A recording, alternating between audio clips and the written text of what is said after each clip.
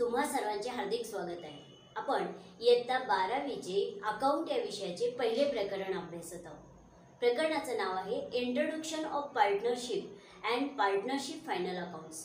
याचा अर्थ असा आहे की भागीदारीची ओळख आणि भागीदारीची अंतिम खाती।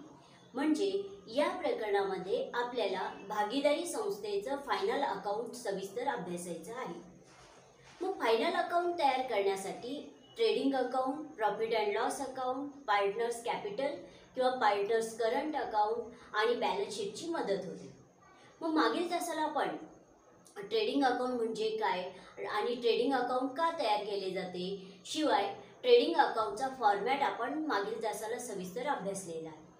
म्हणजे आपल्याला फायनल अकाउंट तयार करण्यासाठी जे दुसरं अकाउंट उपयोगी पडणार आहे ते म्हणजे प्रॉफिट अँड लॉस अकाउंट। मग आज आपण प्रॉफिट अँड लॉस अकाउंट म्हणजे काय आणि प्रॉफिट अँड लॉस अकाउंट का तयार केले जाते आणि प्रॉफिट अँड लॉस अकाउंटची काही वैशिष्ट्ये आपण सविस्तर जाणून घेणार आहोत। मी फळ्यावरती प्रॉफिट अँड लॉस अकाउंटचा फॉर्मॅट आखून घेतलेला आहे।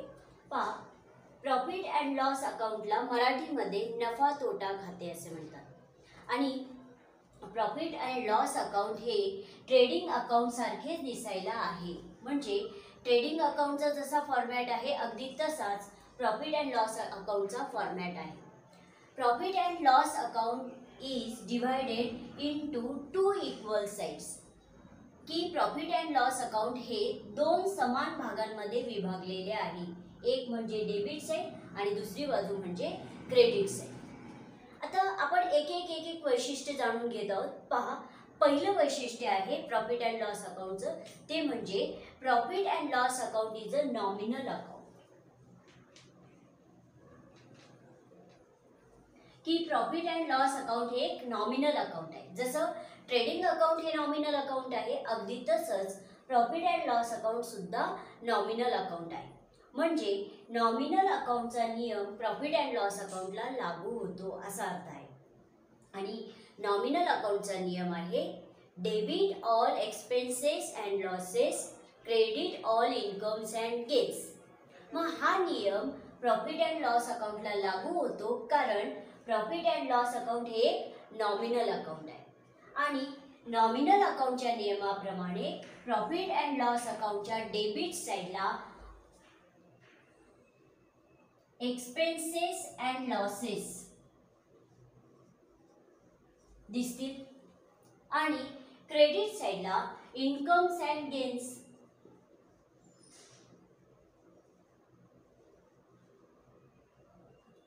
फक्त बदल एवढाच करायचा आहे की ऑल इनडायरेक्ट एक्सपेन्सेस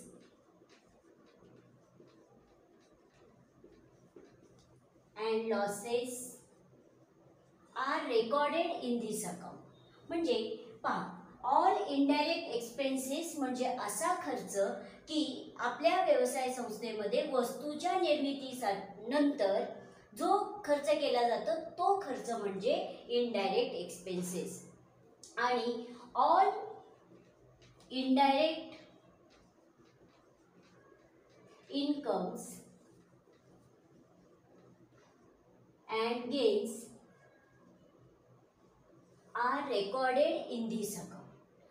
पहा, आपण फक्त बदल काय केला की जो नॉमिनल अकाउंटचा नियम आहे debit all expenses and losses, त्यामध्ये फक्त इनडायरेक्ट हा शब्द आपण यूज केला आणि आपण असं म्हणालो की all indirect expenses and losses and all indirect incomes and gains are recorded in this account.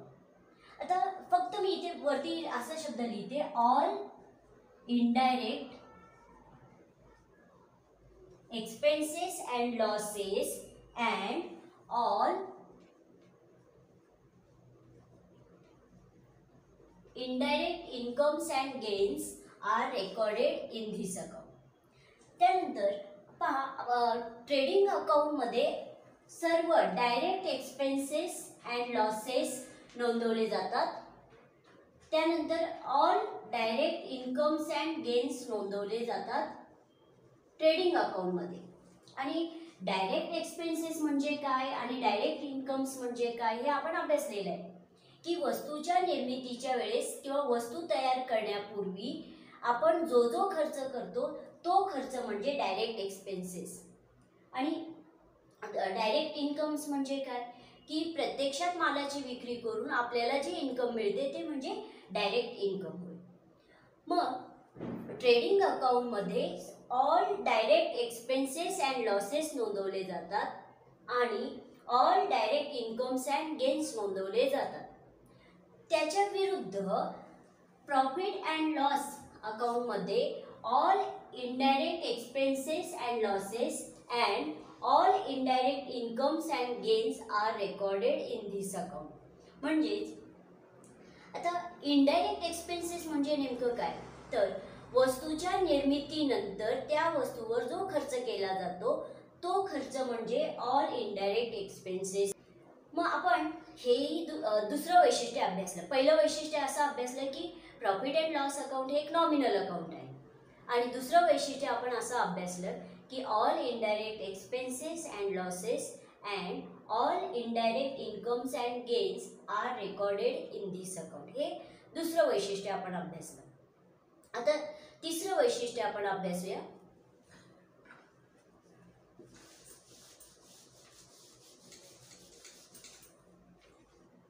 तिसरं वैशिष्ट्य आहे की प्रॉफिट अँड लॉस अकाउंटची सुरुवात एक तर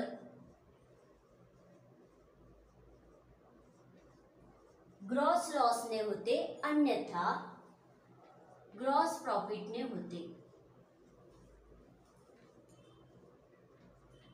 म्हणजे ट्रेडिंग अकाउंटमध्ये जो काही ग्रॉस प्रॉफिट झाला असेल तर तो प्रॉफिट अँड लॉस अकाउंटच्या क्रेडिट साईडला ट्रान्सफर केला जातो आणि ट्रेडिंग अकाउंटमध्ये जर ग्रॉस लॉस झाला तर तो gross loss profit and loss अकाउंटच्या डेबिट साईडला ट्रान्सफर केला जातो.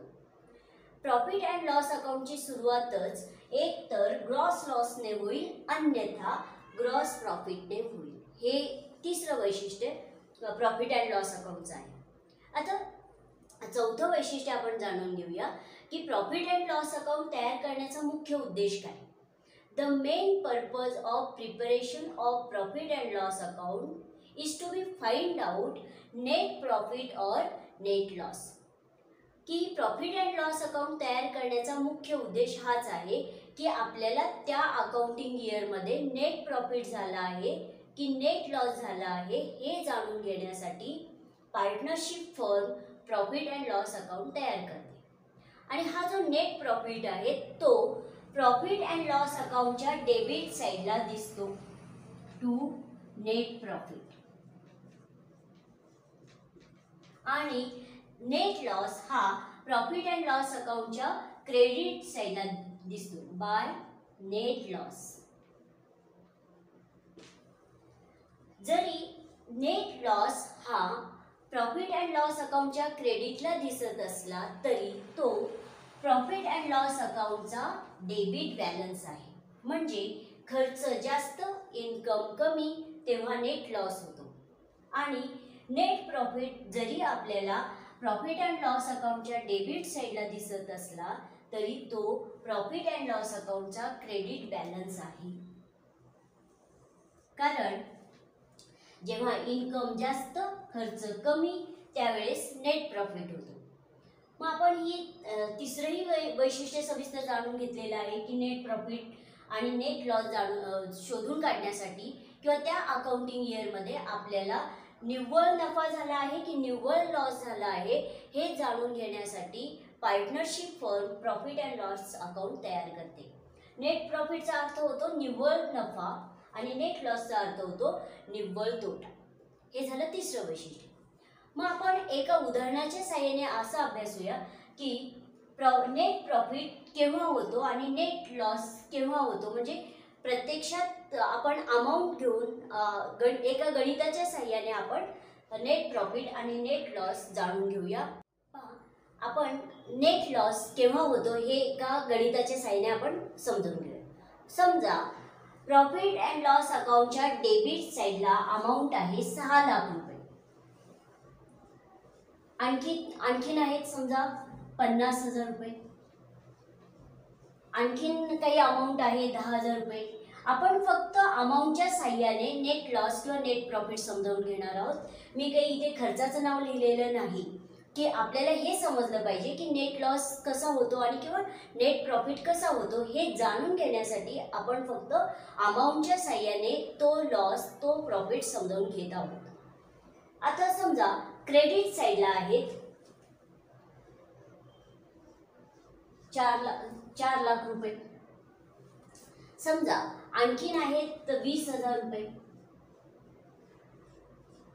समजा अजून आहेत 30,000 रुपये. आणि आता आपल्याला समजा profit and loss account close करायचं आहे आणि जिथं क्लोज करायचं आहे, जिथं आपलं पूर्ण पोस्टिंग झालेलं आहे, कमीत कमी 2 ते 3 ओळी जागा सोडून डेबिटलाही बेरजेच्या 2 रेघा ओढून घ्यायच्या आहेत आणि क्रेडिट साईडला सुद्धा बेरजेच्या 2 रेघा ओढून घ्यायच्या आहेत. आता डेबिट साईडची स्वतंत्र बेरीज करायची आणि क्रेडिट साईडची स्वतंत्र बेरीज करायची. डेबिट साईडची बेरीज पहा, 6 लाख प्लस 50,000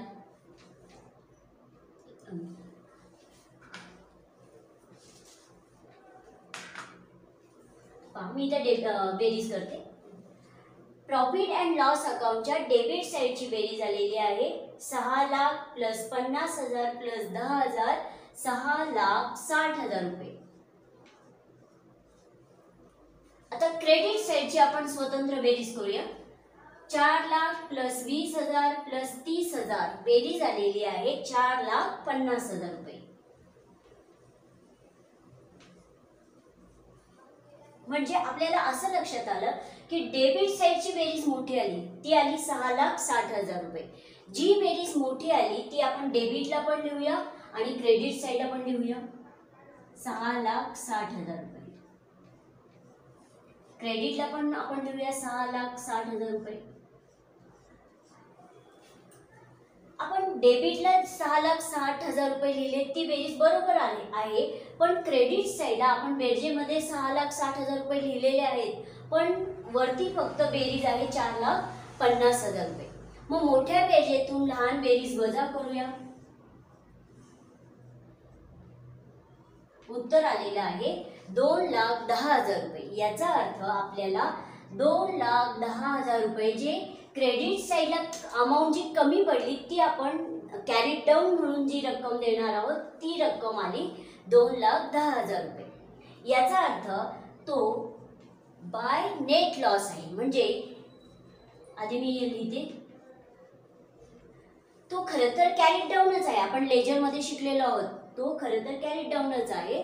पण प्रॉफिट अँड लॉस अकाउंटमध्ये जेव्हा प्रॉफिट अँड लॉस अकाउंटच्या डेबिट साईडची बेरीज मोठी येते तेव्हा नेट लॉस होतो आणि हा कॅरी डाऊन नेट लॉस या नावाने आपण त्याचं पोस्टिंग करायचं असतं. 2,10,000. म्हणजे या उदाहरणामध्ये आपल्याला असं लक्षात आलं की डेबिट साईडची बेरीज मोठी आलेली आहे आणि क्रेडिट साईडची बेरीज लहान आलेली आहे. याचा अर्थ खर्च जास्त इन्कम कमी तेव्हा नेट लॉस होतो. कारण इन्कम कमी का तर प्रॉफिट अँड लॉस अकाउंटच्या क्रेडिट साईडला इन्कम आहे आणि इन्कम फक्त 4,50,000 आहे, खर्च 6,60,000 रुपये आहे असा अर्थ आहे.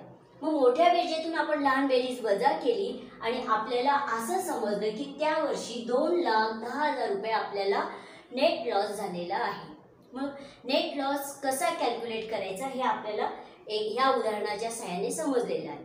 आता आपण आणखीन एक उदाहरण पाहूया की नेट प्रॉफिट कसा होतो हे जाणून घेऊ. प्रॉफिट अँड लॉस अकाउंटच्या डेबिट साईडला समजा आहेत 1 लाख रुपये. आणखीन काही अमाऊंट आहे, आणखीन समजा आहेत 40,000 रुपये, समजा आणखीन काही अमाऊंट आहे 10,000 रुपये आणि क्रेडिट साईडला अमाऊंट आहेत समजा 2 लाख रुपये. आणखीन अमाऊंट आहे 60,000 रुपये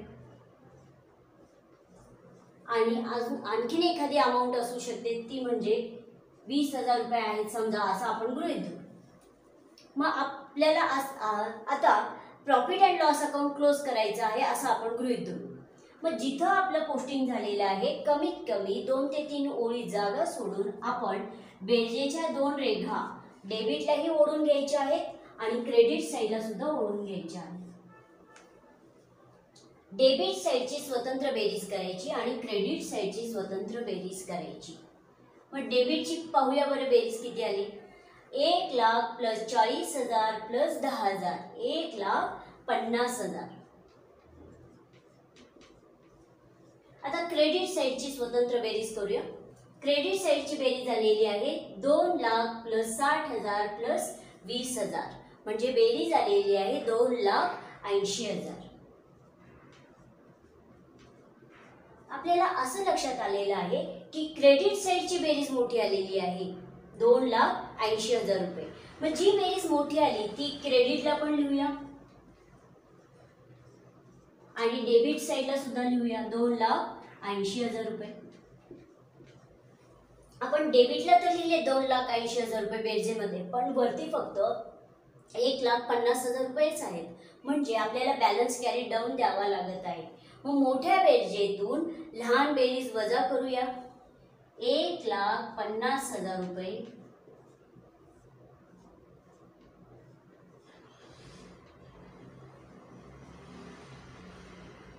उत्तर आलेलं आहे 1,30,000 रुपये। म्हणजे डेबिट साईडला आपल्याला 1,30,000 रुपये बॅलन्स कॅरी डाऊन द्यावा लागत आहे। तो खरं तर बॅलन्स कॅरी डाऊनच आहे। प्रॉफिट अँड लॉस अकाउंट मध्ये जेव्हा क्रेडिट साईडची बेरीज मोठी येते तेव्हा नेट प्रॉफिट होतो, म्हणजे हा जो बॅलन्स कॅरी डाऊन आहे तो खरं तर नेट प्रॉफिट आहे। म्हणजे त्या वर्षी आपल्याला निव्वळ नफा झालेला आहे 1,30,000 रुपये। नेट प्रॉफिट हा खरं तर प्रॉफिट अँड लॉस अकाउंटचा क्रेडिट बॅलन्स आहे, कारण आपण क्रेडिट साईड कडून डेबिट साईडला जेवढी रक्कम कमी पडली ती आपण दिलेली आहे, म्हणून तो क्रेडिट बॅलन्स आहे। नेट प्रॉफिट हा प्रॉफिट अँड लॉस अकाउंटचा क्रेडिट बॅलन्स आहे आणि नेट लॉस हा प्रॉफिट अँड लॉस अकाउंटचा डेबिट बॅलन्स असतो। अशा पद्धतीने आपण प्रॉफिट अँड लॉस अकाउंट बद्दल जाणून घेतलेला आहे। मग हा नंतर नेट प्रॉफिट पार्टनर्स कॅपिटल अकाउंटला ट्रान्सफर केला जातो। तो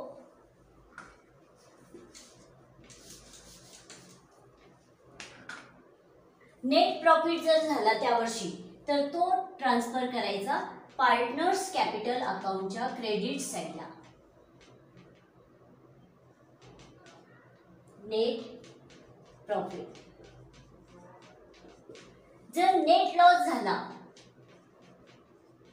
तर तो ट्रान्सफर करायचा असतो पार्टनर्स कॅपिटल अकाउंटच्या डेबिट साईडला टू नेट लॉस।